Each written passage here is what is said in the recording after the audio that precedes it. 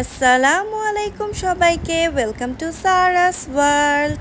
থাইল্যান্ডের পার্ট 8 নিয়ে চলে আসছি। এটা ক্র্যাবি যাওয়ার পথে আমরা একটা পার্কে গিয়েছিলাম। পার্কটাকে আমরা দূরে থেকে ভেবেছি, যেহেতু আমরা লাঞ্চ করিনি, সো আমরা ভেবেছি যে এটা একটা কোনো রিসর্ট টাইপ অফ মেবি, ওখানে খাওয়া দাওয়া করা যাবে, একটু ঘোরার জায়গাও হবে। বাট না, এটা ছিল একটা থিম পার্ক। সো এটা খুবই সুন্দর মতন হচ্ছে গিয়ে সাজানো ছিল, ডেকোরেটিভ ছিল, এখানেও এলিফ্যান্ট রাইডিং ছিল। সো আমার তো একটা তিক্ত অভিজ্ঞতা হয়েছে এলিফ্যান্ট রাইডিংয়ে, দ্যাটস ওয়াই আমি আর এলিফ্যান্ট দেখে সামনে আগাইনি, সাথে সাথে এখান থেকে চলে গিয়েছি। আর এই দিক দিয়ে রাস্তায় আবার আমাদের জার্নি শুরু ক্র্যাবি যাওয়ার জন্য। তো আমরা আসলে ওই দিন বেশি একটা সকালে বের হতে পারিনি, একটু লেটই হয়ে গিয়েছিল বের হতে হতে। সো ব্রেকফাস্টটাও লেট করে হয়েছে, দেন ব্রেকফাস্ট করে আমরা বের হয়ে যাই। আর লাঞ্চের জন্য আসলে আমরা স্পট খুঁজছিলাম যে কোথায় বসলে আর কি ভালো একটা লাঞ্চ করা যাবে। বাট যাওয়ার পথে, ক্র্যাবি যাওয়ার পথে আসলে অত একটা ভালো স্পট ছিল না বা পাইও নি। এখানেও যেতে চেয়েছিলাম, বাট এখানে হচ্ছে গিয়ে কি এটা বন্ধ ছিল সেই দিন, যার কারণে এখানে এটাও একটা থিম বেসড পার্ক টাইপ অফই ছিল মেবি, তো এখানেও যাওয়া হয়নি। তো তারপর আমরা আবার আমাদের জার্নি শুরু করে দিই ক্র্যাবির উদ্দেশ্যে। আর এই যে দেখেন রাস্তার চারিপাশে এত সুন্দর সুন্দর পাহাড়, আর রোড সাইড ভিউগুলো আমার এত বেশি ভালো লাগে। আর আমার পাহাড়, পর্বত, সমুদ্র খুব পছন্দ। তো আমি এই পাহাড়গুলো আসলে এনজয় করতে করতে যাচ্ছিলাম। আর ক্র্যাবি মাশাল্লাহ খুবই সুন্দর দেখতে, এবং ক্র্যাবিতে আমি প্রচুর এনজয় করেছি। সো ক্র্যাবিতে যাওয়ার পথে এই রাস্তাগুলা, এই রোডগুলা অসম্ভব সুন্দর ছিল। আর যেহেতু আমাদের দেশে অনেক জ্যাম, সো জ্যামের রাস্তায় ঘুরতে আমরা ক্লান্ত হয়ে যাই। আর এখানে পুরা রোড ফাঁকা, আপনি যেভাবে ইচ্ছে ওভাবে গাড়ি চালান, মানে ভালো ওয়েতে, বাট যেভাবে ইচ্ছে ওভাবে গাড়ি চালায় সুন্দর মতন, যে আপনারা মানে একটা জার্নি করবেন, জাস্ট অ্যামেজিং একটা জার্নি হয়। বিকজ অফ এইগুলা রাস্তায় কোনো জ্যাম পড়ে না, কোনো ট্রাফিক সিগন্যাল নাই, যেহেতু হাইওয়ে রোড, তো খুবই ভালো লাগে। দেন পথে একটা রিফ্রেশমেন্টের জন্য একটা জুস নিয়ে নিলাম, কজ ওখানে একটা জুস বাড়ি ছিল, আর কিছু ছিল না।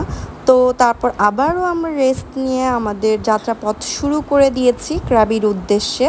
তো আসলে প্রাইভেট কার থাকলে না এটা অনেক সুবিধা হয়ে যায়, যে আপনি আপনার ইচ্ছা মতো ট্রাভেল করতে পারেন, জায়গায় জায়গায় থামতে পারেন, কোনো ইমার্জেন্সির জন্য থামতে পারবেন, কোনো ফুডের জন্য, কোনো স্ন্যাক্স, বা কোনো কারোর যদি একটু রিফ্রেশ হতে হয়, ওয়াশরুমে যাওয়ার থাকে।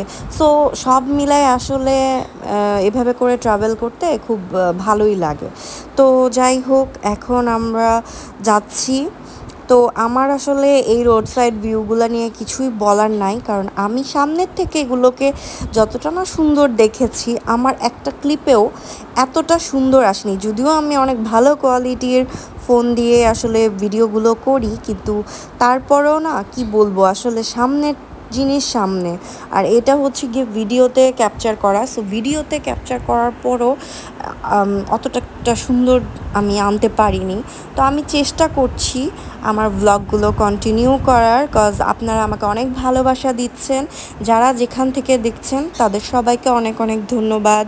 আমার ইউটিউবের সাবস্ক্রাইবারদের, আমার ফেসবুকের যারা আমাকে ফলো করছেন, যারা আমাকে টিকটকে ফলো করছেন, যারা আমাকে ইনস্টাতে ফলো করছেন, সবার কাছে আমি অনেক অনেক কৃতজ্ঞ যে আপনারা আমাকে এত ভালোবাসা দিচ্ছেন, এবং আমার খুবই ভালো লাগছে। আমার সাথে থাকলে আমি অনেক খুশি হব। আর এই কি বলবো, আপনাদেরকে আসলে কৃতজ্ঞতা বলে আর কোনো কিছু বলার নাই, কারণ আপনাদের জন্যই আমি ইন্সপায়ার হই অ্যান্ড ভিডিওগুলো আপলোড দিই অ্যান্ড ভিডিওগুলো নিয়ে আসি নতুন নতুন। যাই হোক, আমাদের আসলে ট্যুরের ব্লগগুলো আমার দেরি হয়ে যাচ্ছে, কজ এগুলোকে এডিট করতে, কাটিং করতে, ভয়েস ওভার দিতে খুব সময়ের ব্যাপার। তো আমি যেহেতু একবারে ভয়েস ওভার দিই, সো অনেক সময় আমার ভুল ত্রুটি হয়, সেটা ক্ষমা সুন্দর দৃষ্টিতে দেখবেন আপনারা, আশা করি। তো আমি হোটেলে যাওয়ার সাথে সাথে সবার আগে ওয়াশরুমটা একটু চেক আউট করি কেমন। তো ভালোই ছিল, ভালোই লেগেছে আমার কাছে। রুমটাও খুব সুন্দর ছিল।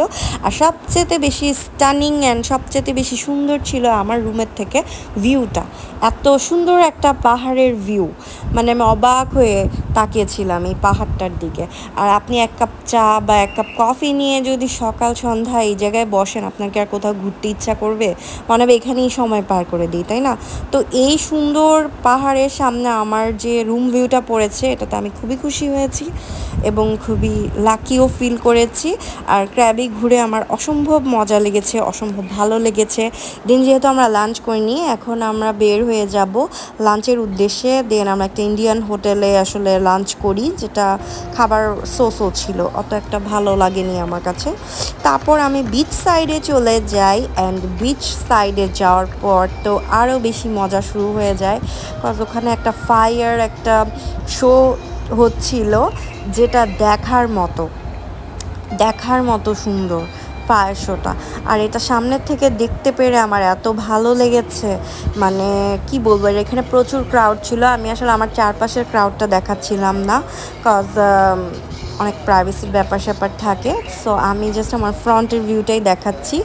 খুবই ভালো লেগেছে। এগুলো আসলে সবসময় শোতে বা টিভিতেই দেখা হয়েছে, সামনাসামনি দেখা হয়নি। অ্যান্ড আমার ব্যাকগ্রাউন্ড মিউজিকের জন্য আমি অনেক বেশি দুঃখিত, কজ আমার একটা বার্ড আছে। ও আমি যদি কথা বলি বা কিছু আসা যাওয়া করি, তো তখন সে এরকম করে যা যা শিখেছে বা যা যা পারে সব, আসলে কি বলবো, ভয়েস ওভার দিতে গিয়ে অনেক ইন্টারাপশন হয়। So sorry for that. আর আমার সাথে থাকার জন্য আপনাদের সবাইকে অনেক অনেক ধন্যবাদ। আমার ব্লগগুলোকে ভালোবাসার জন্য অনেক ধন্যবাদ। আর আমার সারাউন্ডিং সাউন্ডের জন্য আমি অনেক বেশি দুঃখিত। আশা করি আপনারা আমার সিচুয়েশনটা বুঝতে পারবেন, কজ একটা ভয়েস ওভার দিতে গেলে যে কতবার আমাকে কাট করতে হয়, সেটার আমি কি বলবো, আসলে সব মিলে প্রচুর টাফ। তো যাই হোক, আমার ব্লগগুলো যদি আপনাদের ভালো লাগে, অবশ্যই আমাকে ভালোবাসা দিয়ে জানাবেন। সো বিচের পর আমাদের ডিনার করতে আমরা চলে যাই হচ্ছে গিয়ে ডমিনোসে, গিয়ে পিৎজা এবং পাস্তা খেয়ে এখানেই শেষ। আল্লাহ হাফেজ সবাইকে।